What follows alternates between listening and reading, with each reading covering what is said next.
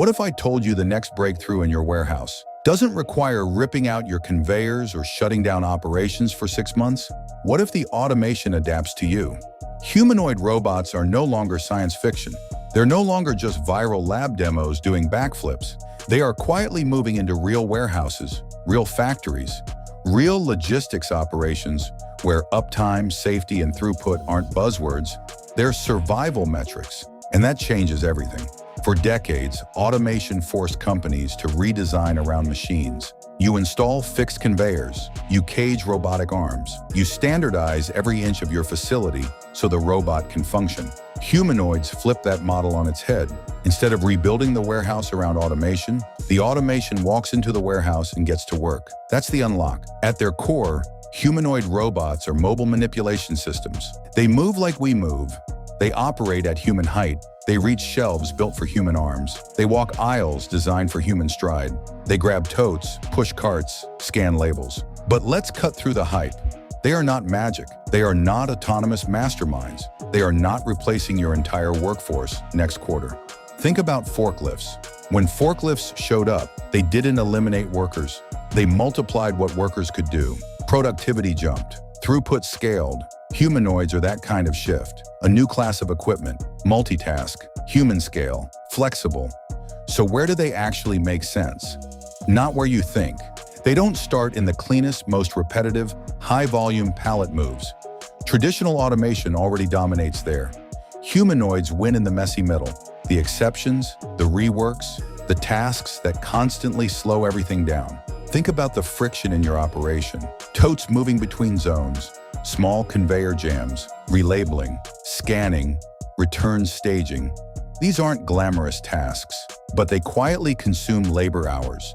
They create bottlenecks. They introduce variability. And variability is where flexibility pays. Humanoids shine when 3 things line up: high task variability, human design spaces, and the need to automate without major redesign. If your SKU mix changes constantly or peak season flips your flow upside down, flexibility becomes strategic. Now shift to manufacturing. In kitting and line-side logistics, variety is constant. Parts change, orders shift, changeovers happen. Rigid automation struggles because the environment won't sit still long enough. A humanoid doesn't replace your skilled assembler. It becomes a logistics assistant, handling repetitive movement so your people focus on precision and problem solving.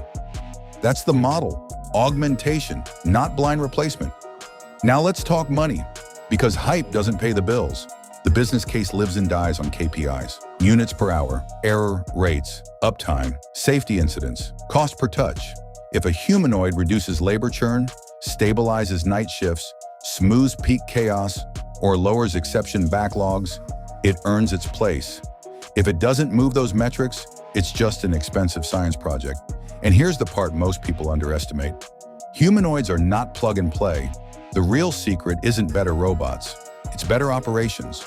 Robots scale on standards, clean location labels, consistent bin sizes, clear task definitions, tight WMS or WES integration, defined escalation paths.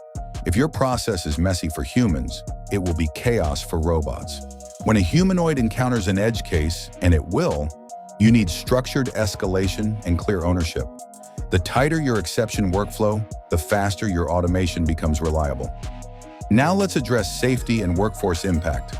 Humanoids can reduce injury by taking over repetitive bending, lifting, and high-frequency movement. Human-robot interaction requires clear right-of-way rules, safety zones, and updated procedures. You can't just drop a robot into a warehouse and hope culture adapts. Work must be redesigned intentionally. Now zoom out. As dexterity improves and hardware costs fall, humanoids will move from support roles into core flow roles. But the companies that win won't be the ones who buy robots first. They'll be the ones who standardize first, who clean their data, define tasks precisely, and design work intentionally. Humanoid robots are coming to the supply chain. That's not the real debate anymore. The real question is this: when they arrive at scale, will your operation be disciplined enough to make them work? If you haven't already, then don't forget to subscribe and press that like button. Thank you for watching, and I'll see you in the next one.